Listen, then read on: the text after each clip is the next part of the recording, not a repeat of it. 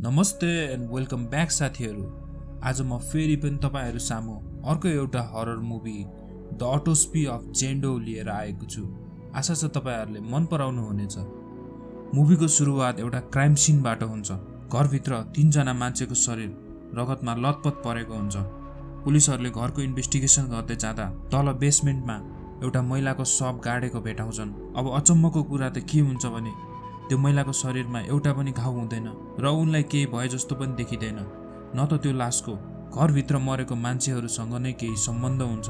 अब पुलिस अफिसरले त्यो लासको कुनै आइडेन्टिफिकेसन नखुलेकोले उसलाई जेन्डो भनेर नाम राखिदिन्छ र त्यस लासलाई अटोप्सी गर्न पठाइदिन्छ। त्यसै बेला त्यहाँ भएको एउटा पुलिस अफिसरले यस घरमा बाहिरबाट कोही पनि आए जस्तो देखिँदैन र उनीहरू नै घरबाट ज्यान जोगाउनलाई बाहिर भाग्दै गरेको जस्तो देखिन्छ भनेर भन्छ। अब यस कुराले झन् यो केसलाई कम्प्लिकेटेड बनाइदिन्छ। नेक्स्ट सिनमा हामीलाई यो मुभीको मेन क्यारेक्टर टमी र अस्टिन देखाइन्छ, जो बाउछोरा हुन्छन्। टमी र अस्टिन मिलेर एउटा आगोले जलेको लासको अटोप्सी गर्दै हुन्छन्। टमीले अस्टिनलाई अटोप्सी यानि कि पोस्टमार्टम गर्न सिकाउँदै हुन्छ र आफूहरूको काम पोस्टमार्टम अटोप्सी गर्ने मात्र नभई मृत्युको कारण पनि पत्ता लगाउने हो भन्छ। अब टमीले अस्टिनलाई त्यो लास देखाउँदै भन्छ, पुलिसहरूले यस मान्छेको मृत्यु जलेर भएको भने पनि यसको मृत्यु पहिले नै टाउकोमा लागेको चोटको कारण भएको सुनाउँछ। टमीले अस्टिनलाई आफू जस्तै बनाउन चाहन्छ। यो सब भनेर टमी त्यहाँबाट बाहिर निस्किन्छ। यता अस्टिनलाई उसको गर्लफ्रेन्ड त्यहाँ भेट्न आएकी हुन्छ। उनीहरू दुवैजना त्यहाँ बाहिर बसेर कुरा गर्न थाल्छन् र अस्टिनले आफ्नो गर्लफ्रेन्डलाई आफूलाई यो काम मन नपर्ने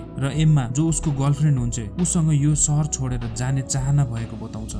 अब एम्मा त्यहाँबाट भित्र अटोप्सी गर्ने रुममा जान्छे र त्यहाँ भएको लासहरूलाई हेर्ने भन्छे, तर अस्टिन भने एम्मालाई लासहरू देखाउन मान्दैन र उसको बुबाले थाहा पाए पार गाली गर्ने भन्छ। तर एम्मा भने मान्दिन र जिद्दी गर्दछ। यतिकैमा त्यहाँ टमी आइपुग्छ र अस्टिन तर्फ हेर्दै एम्मालाई लासहरू देखाउँदा हुन्छ भनेर भन्छ। यसपछि अस्टिनले एउटा लास बाहिर निकाल्छ। त्यस लासको खुट्टामा घन्टी बानेको हुन्छ। एम्मा त्यो घन्टी तर्फ देखाउँदै सोध्छे, जसमा टमीले पहिले मान्छेहरू मरेको हो कि कोमामा गएको हो भन्ने कुरा थाहा हुन्थेन। त्यसैले पहिलेको मान्छेहरूले यसरी लासको खुट्टामा घन्टी बान्थे। आफू पनि अलिकति ट्रेडिसनल भएकोले अहिलेसम्म नै यो कुरा फलो गर्दै आएको बताउँछ। अस्टिन र एम्मा भएर बाहिर जान लाग्दै हुन्छन्। तब एक पुलिस अफिसर त्यहाँ जेन्डोको लास लिएर आउँछ र भोलि बिहानसम्म जसरी पनि यस लासको अटोप्सी रिपोर्ट आफूलाई चाहिने बताउँछ। अस्टिन पनि आफ्नो बुवालाई सघाउनु पर्ने सोच्छ र एम्मालाई त्यहाँबाट पठाउँछ। उसले एम्मालाई 11 बजे ठिक यही ठाउँमा आउन भन्छ र टमी भएको रुम तर्फ लाग्छ। अब अस्टिन र टमी दुवैजना मिलेर त्यस लासको अटोप्सी गर्न लाग्छन्। टमीले अस्टिनलाई सिकाउँदै यस लासको अटोप्सी 4 स्टेजमा गर्नुपर्ने बताउँछ।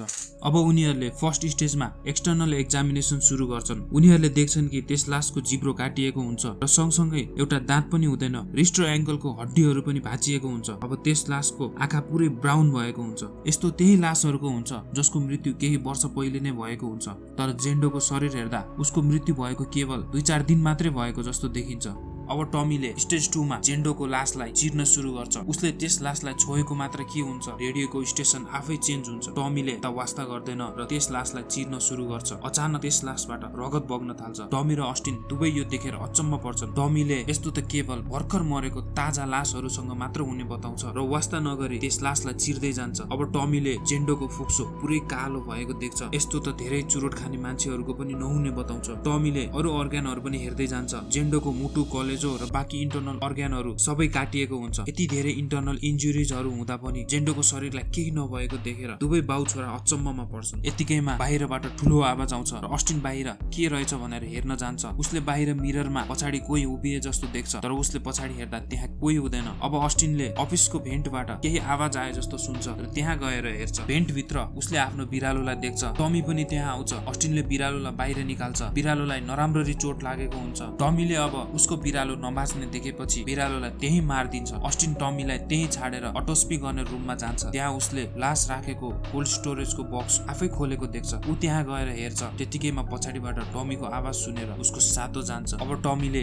स्टेज 3 सुरु गर्छ, जसमा उसले जेन्डोको पेट र अरू इन्टरनल अर्ग्यानहरू डाइसेक्सन गर्न सुरु गर्छ। टमीले जेन्डोको पेटबाट एउटा फूल निकाल्छ। त्यो फूलको नाम हुन्छ जिम्सन विड र यसको प्रयोग मान्छेहरूलाई प्यारालाइज गर्नलाई गरिन्छ। यो देखेर उनीहरू अचम्म पर्छन्। टमीले फेरि जेन्डोको पेटबाट एउटा कपडा कपडा भेटाउँछ। अब त्यस कपडाभित्र उनीहरूले जेन्डोको दाँत भेटाउँछन्। त्यस कपडामा केही लेखिएको हुन्छ। उनीहरूले त्यो पढ्न खोज्छन् तर त्यो रोमन ल्याङ्ग्वेजमा लेखिएकोले उनीहरूले केही पनि बुझ्न सक्दैनन्। अब यो सबै प्रमाणहरूबाट उनीहरूले जेन्डोलाई कुनै कुराको लागि सेक्रिफाइस गरिएको हुन सक्ने अनुमान लगाउँछन्। त्यसपछि टमीले जेन्डोको स्किन निकाल्छ। उसले जेन्डोको स्किनमा पनि त्यही सिम्बलहरू बनेको देख्छ जुन त्यो कपडामा हुन्छ र उसको स्किनमा पनि रोमन भाषामा केही लेखिएको हुन्छ। यतिकैमा अचानक त्यहाँ लाइट जान्छ र सबै सामानहरू यताउता हुन थाल्छ। अब सबै कोल्ड स्टोरेजको ढोका खुल्छ त्यहाँ भएको सबै लासहरू गायब हुन्छन्। दुवैजना त्यहाँबाट डराएर भाग्न खोज्छन् तर लाइन गएकोले लिफ्ट पनि बन्द हुन्छ र बाहिर निस्किने ढोका पनि बाहिरबाट जाम भएको हुन्छ। अब उनीहरू त्यही फस्छन्। टमी र अस्टिन दुवैजना अफिस रुममा गएर बस्छन्। त्यहाँ उनीहरूले गल्ती गरेको र जेन्डोको अटोस्पी गर्न नहुने कुरा महसुस गर्छन्। टमी त्यहाँबाट उठेर बाथरुम जान्छ। त्यतिकैमा उसमाथि कसैले आक्रमण गरिदिन्छ। अस्टिनले बाथरुमको ढोका फुटालेर भित्र आउँछ तर त्यहाँ उसको बुवा टमी बाहेक अरू कोही पनि देख्दैन। अस्टिनले टमीलाई लिएर बाहिर आउँछ। अब यो सबै जेन्डोको कारण नै भएकोमा उनीहरू 100% स्योर हुन्छन् र यस लासलाई जलाउनु पर्ने बताउँछन्। उनीहरूले यस लासलाई जलाइदिने सोच्छन् र अटोप्सी रुममा आउँछन्। जेन्डोको लासलाई त्यहाँबाट लिएर लास जलाउने रुम तर्फ जान लाग्छन् तर अचानक उनीहरूको ढोका बाहिरबाट लक हुन्छ। अस्टिनले त्यस ढोकाको प्वालबाट बाहिर हेर्छ। बाहिर उसले कोल्ड स्टोरेजमा राखेको लासहरूलाई देख्छ। अब उनीहरूले जेन्डोको शरीरलाई त्यही जलाउने निर्णय गर्छन्। अस्टिनले त्यस लासमाथि पेट्रोल छर्किन्छ र त्यस लासलाई त्यही आगो लगाइदिन्छ। आगो पुरै रुमभरि फैलिन थाल्छ र त्यहाँ भएको सबै सामानहरू जल्न थाल्छन्। यो देखेर अस्टिनले आगो निभाउँछ। अब उनीहरूले जेन्डोको शरीरलाई देखेर छक्क पर्छन्। उसको शरीर जस्ताको तस्तै हुन्छ र आगोले उसलाई केही पनि भएको हुँदैन। त्यतिकैमा उनीहरूले बाहिरको लिफ्ट अन भएको आवाज सुन्छन्। दुवैजना दौडिँदै लिफ्टमा पुग्छन् तर तिनीहरू त्यहाँ पुग्न साथ लिफ्टको ढोका आफै बन्द हुन्छ। यता उनीहरूले त्यही खुट्टामा घन्टी बाँधेको लासलाई आफूहरू तर्फ आउँदै गरेको देख्छन्। अब अस्टिनले लिफ्टको ढोका खोल्छ र दुवैजना लिफ्ट भित्र जान्छन् तर फेरि लिफ्ट बन्द हुन्छ र लाइट पनि जान्छ।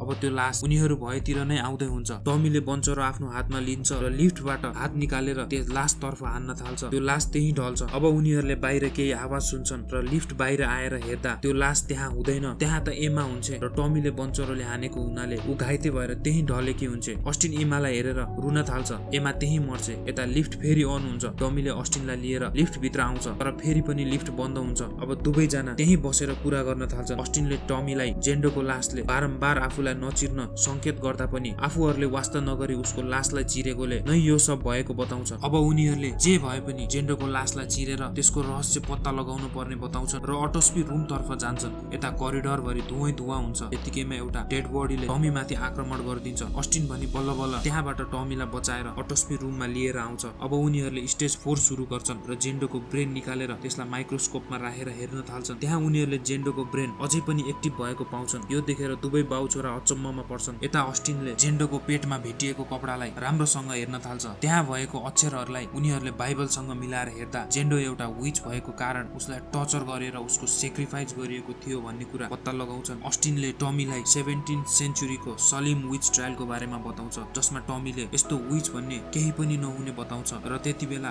विच भनेर सेक्रिफाइस गरिएको सबैजना निर्दोष भएको कथा सुनाउँछ। अब उनीहरूलाई जेन्डो पनि तिनै निर्दोष मध्येकै एक हुन्छ जसलाई विच भनेर सेक्रिफाइस गरिएको थियो भन्ने कुरा थाहा हुन्छ। तर अब जेन्डो साँच्चैकै विच बनेको र उसको शरीरले सबै कुरा महसुस गर्न सक्नेले आफूहरूलाई उसको अटोप्सी गरेर गल्ती गरेको कुरा बताउँछ।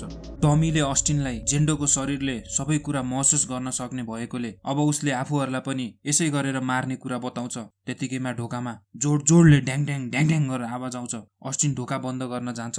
यता टमी जेन्डोको लास नजिक जान्छ र उसको कानमा जे गरे पनि मलाई गर तर अस्टिनलाई जान दे भनेर भन्छ। यो भन्न साथ टमीको एङ्कल र रिस्टको हड्डीहरू भाँचिन्छ र जे जेन्डोलाई भएको थियो त्यो सबै टमीलाई हुन्छ। यता जेन्डोको शरीर भने बिस्तारै ठिक हुँदै जान्छ। अब टमीले यो पेन सहन सक्दैन र अस्टिनलाई आफूलाई मार्न भन्छ। अस्टिनले नचाहँदा पनि आफ्नो बुबालाई मार्न पर्छ र टमीको त्यही मृत्यु हुन्छ। अब टमी मर्न साथ सबै ठिक भए जस्तो हुन्छ र अस्टिनलाई बाहिरबाट त्यही पुलिस अफिसरको आवाज आउँछ। ऊ त्यहाँ ढोका खोल्न जान्छ तर ढोका खोल्न सकिरा हुँदैन। एक्कासी त्यो पुलिस अफिसरको आवाजमा फेरि त्यही रेडियोमा बज्ने गीत बज्न थाल्छ। अस्टिन डराएर पछि हट्छ। उसले तलबाट कोही माथि आउँदै गरेको देख्छ। अचानक उसको पछाडिबाट त्यही पुलिस अफिसरको आवाज आउँछ। टमी पछाडि फर्केर हेर्दा त्यहाँ उसको बुवाको डेड बडी हुन्छ।